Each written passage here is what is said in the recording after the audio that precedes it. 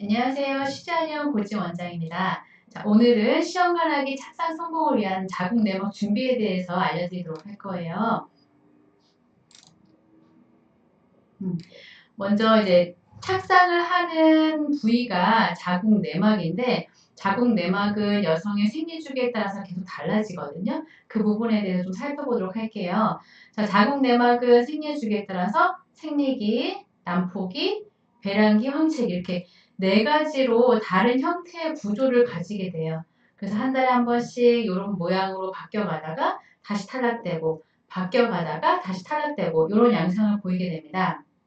먼저 이 첫 번째 그 가장 왼쪽에 있는 그림이 생리기 때 내막이 혈액 상태가 밖으로 배출되는 양상이고, 그리고 이제 난포기 때는 증식을 하게 돼요. 그래서 점점 더 두터워지다가 나중에 이제 배란을 하고 나면 황체기 때는 이제 분비기 형태를 띠게 됩니다. 여러 가지 물질들이 분비가 되게 되는데요. 이거에 대해서 하나씩 알아보도록 할게요. 자, 먼저 자궁 내막은 그럼 어떻게 구성되어 있느냐? 가장 크게는 기능층과 기저층으로 구분되어 있어요. 기능층은 이제 계속 바뀌는 부분. 생리 때 점점점 증식도 되고, 나중에 생리가 이제 끝나면 점점 증식이 되고, 생리 때 밖으로 배출되는 그 생리 출혈에 관련되는 부분이 기능층이고, 기능층은 치밀층과 스펀지층 이렇게 두 가지로 나눠져 있습니다. 그리고 기능층이 아래에 기저층이라고 있어요. 유산 수술을 하고 나서 내막이 손상이 됐어요. 뭐 내막이 더 이상 이제 증식이 안 된대요. 내막이 손상됐대요라고 얘기하는 부위가 바로 이제 기저층이 되게 되는데, 기저층까지 수술 부위에 이제 스크래치 혹은 이제 상처가 나게 되면 그 부위 위에는 증식이 잘 어려운 부분을 볼 수 있습니다. 기저층은 어떤 특징이 있냐면 미성숙 세포기 때문에 황체 호르몬, 프로게스테론을 반응하지 않는 미분화 내막입니다. 그래서 증식이나 탈락이 일어나지 않고, 아까 이제 증식이나 탈락이 일어나는 부위는 바로 이제 기능층이라고 말씀드렸죠. 증식이나 탈락이 일어나지 않고 생리 후에 다시 증식이 되는 기능층에 대해서 근원이 되는 부위예요. 기저층은 증식이나 탈락이 일어나지 않지만 기능층이 제대로 증식과 분비를 하기 위해서는 기저층이 밑바탕에 잘 깔려 있어야 된다. 이 부분에 대해서 손상을 입게 되면 기능층이 제대로 작용하지 않는다. 굉장히 중요한 부분입니다. 자, 그러면 이제 안정적인 착상을 만들기 위해 중요한 시기가 어떻게 되느냐. 가장 크게는 증식기와 분비기 두 가지로 나뉘어요. 아까 앞에서 생리 주기에 따라서, 생리 중에 이제 호르몬 주기에 따라서 여러 가지 모양과 형태로 자궁 내막이 바뀐다고 말씀드렸죠. 그렇게 바뀌는 이유가 바로 임신과 혹은 착상하고 나서 착상 유지를 위한 자궁 내막으로 계속 변화하기 위해서예요.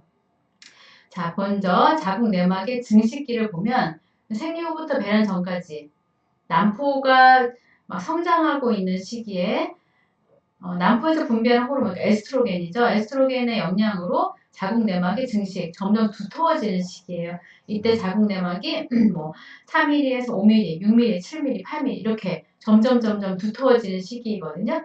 시험관하기 진행하시는 분들 같은 경우에는 과배란 유도제를 쓰고 있는 중이라고 하면 그 시기에 난포가 이제 뭐 5개 자라고 있대요. 뭐 13mm, 14mm 이렇게 자라고 있대요. 라고 얘기하면서 자궁 내막도 그에 따라서 점점 두터워지는 시기가 됩니다. 이때 자궁 내막의 형태적인 특징은 어떻게 되냐면 표층에 가장 겉에는 상피와 내막선은 이제 물질을 분비하는 그런 부분에 대한 세포는 점점 키가 커지고 원주형이 되면서 많은 세포 분열이 일어나게 돼요. 그러니까 증식이라고 하는 게 실제 그 사이즈적으로 두터워지는 시기이기 때문에 세포 분열이 굉장히 많이 일어나게 됩니다. 분비기. 배란이 되고 나서 생리가 시작되는 시기 그 전까지의 양상이 되는데, 이제 난소의 사이클 자체는 난포가 점점 커져가면서 배란이 이루어질 때까지는 자궁 내막의 증식기가 돼요. 그리고 배란이 일어난 다음부터 황체가 만들어지면서 황체가 태화되는 그 시기까지는 자궁 내막의 분비기가 됩니다. 이렇게 자궁 내막의 증식기와 분비기가 자기 호르몬 주기에 따라서 딱딱 맞게 잘 변화도 되어야 되고, 증식기는 증식기 나름대로의 자기의 자궁 내막을 가질 수 있어야 되고, 분비기는 분비기 나름대로의 자기 내막의 형태를 잘 맞춰줘야 됩니다. 그리고 또 하나는 증식, 그러니까 내막이 저는 사이즈 괜찮다고 하는데 왜 착상이 안 되는지 모르겠어요 라고 얘기하시는 분들이 굉장히 많거든요.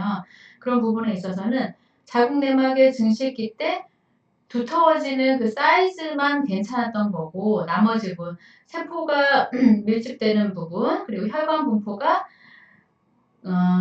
굉장히 조밀조밀하게 밀도 있게 되는데 그 부분이 부족할 때, 그리고 자궁 내막 표면에서 분비되는 착상 유도 물질, 이게 이제 분비기에 해당하는 거죠. 그 부분이 잘 분비되지 않을 때, 그리고 자궁 내막의 성수도라고 하는 게 있는데 증식기와 분비기의 시간적인 부분이죠. 그러니까 날짜적인 부분. 이때까지는 증식기, 이때부터는 분비기. 이런 부분들이 난소 사이클과 잘 맞지 않을 때도 착상이 어려울 수 있습니다.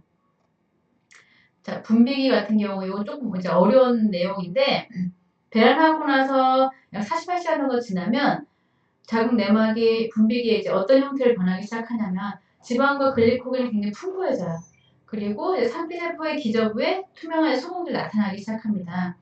그리고 이제 생리 주기에서 보통 14일째 배란하게 되는데 그로부터 이제 조금 더 며칠 지난 다음 생리 주기로부터 19, 20일째 정도가 되면 분비균이 굉장히 왕성해지게 돼요. 자, 이때가 어떤 때냐면 배란이 14일째죠. 이때는 이제 그로부터 뭐 이제 6일, 7일 정도가 지난 때여서 이 시기가 보통 배란되고 나서 혹은 수정이 되고 나서 7일째에 착상이 되기 시작하는 때입니다. 그때 이제 분비 기능이 왕성해지게 돼요. 착상 유도 물질도 이때 분비가 되고 분비선이 자궁 내막의 내막강으로 이제 분비 물질을 배출하게 되면서 그 분비 물질이 나오게 됩니다. 이때 수정란과 자궁 내막이 잘 이제 맞아들게 되면은 착상이 시작되게 되는 거죠. 그리고 그 다음날 이제 간질의 부종이 나타나게 되고 그리고 나서 23일째는 나선형 소독맥.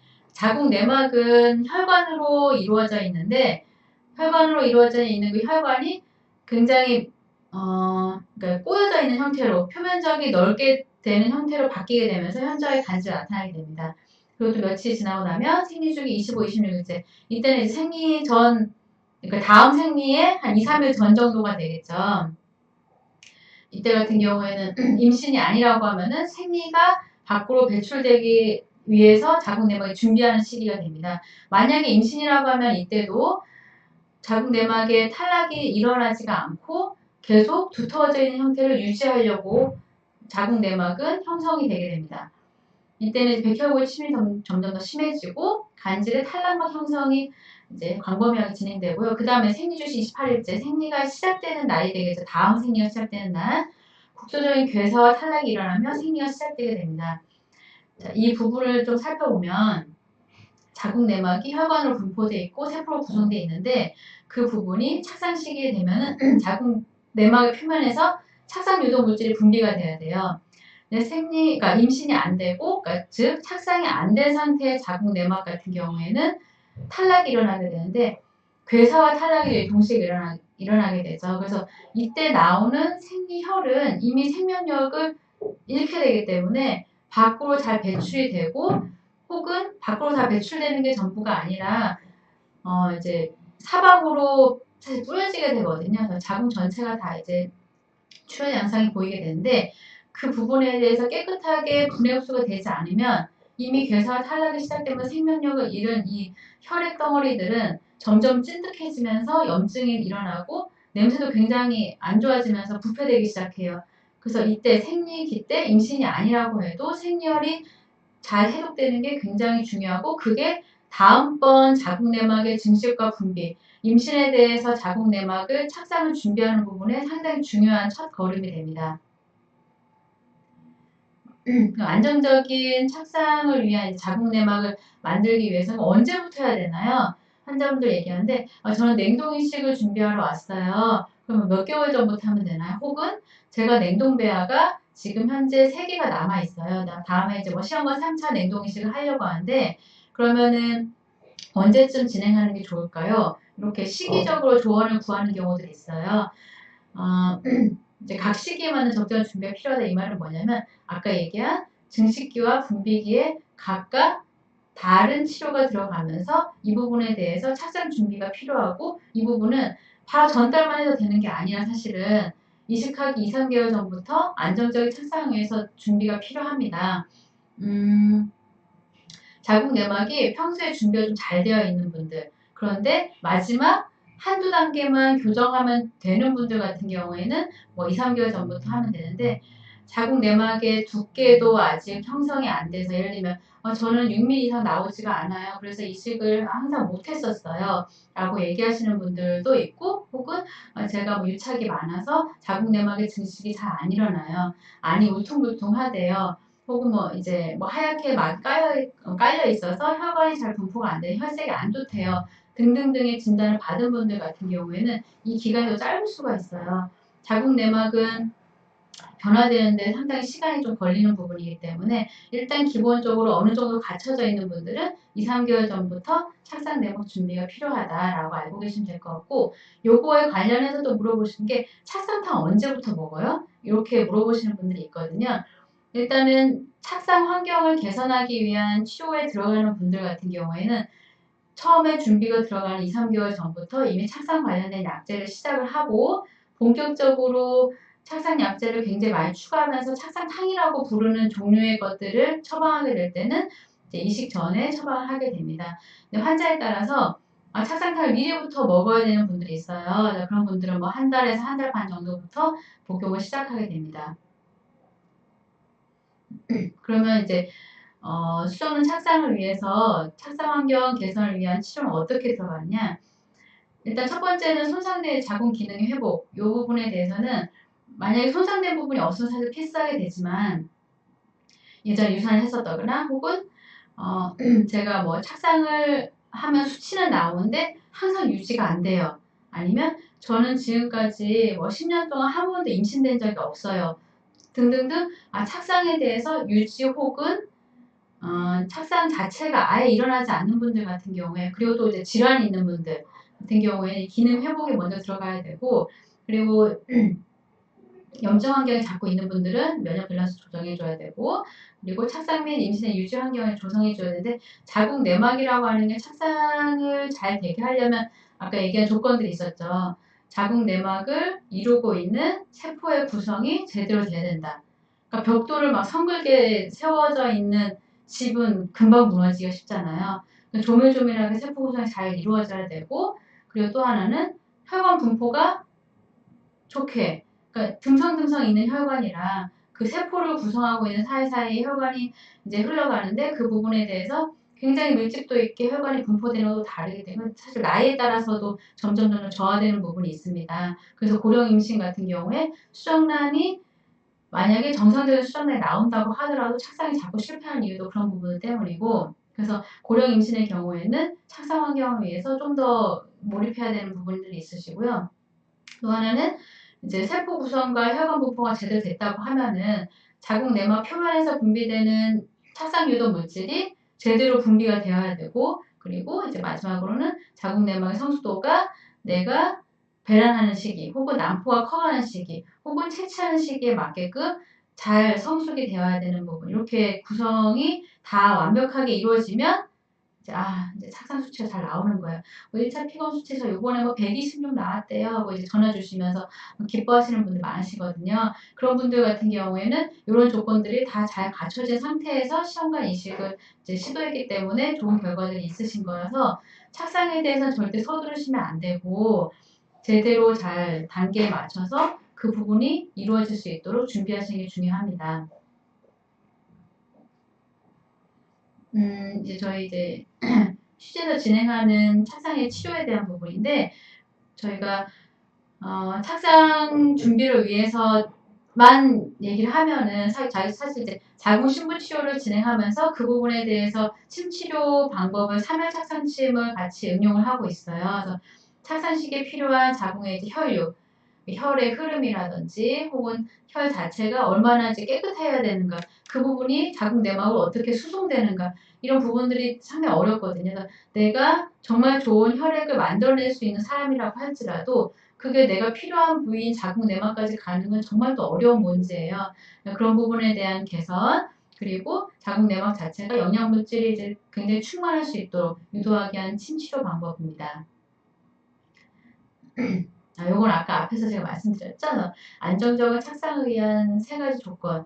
이제 당연히 내막 두께는 기본적으로 가지고 있어야 되고, 이 부분이 안 돼서 오시는 경우 같은 경우에는 치료 기간이 좀 더 길긴 해요. 탄탄한 내막 두께를 가져야 되는데, 제가 최근에 환자분 중에서 시험관 3차를 준비하는 이제 40대 환자분이었어요.